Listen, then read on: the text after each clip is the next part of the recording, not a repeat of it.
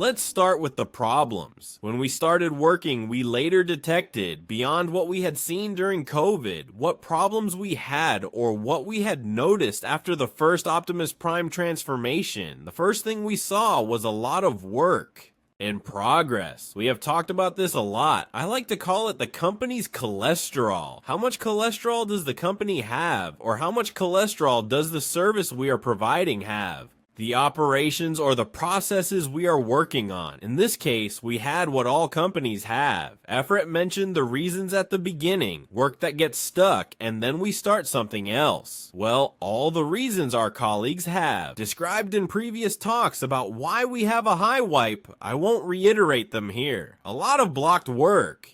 One of the major problems we saw in the service we provided in operations was that we had many dependencies that caused work to get stuck, external dependencies, and we need to differentiate between external dependencies and internal dependencies. Siloed work. Each team worked separately. The commercial team on one side, operations on another, customer support on another, IT on another. Everyone did their own thing. Give me my work. I focus on mine. Don't talk to me about the rest.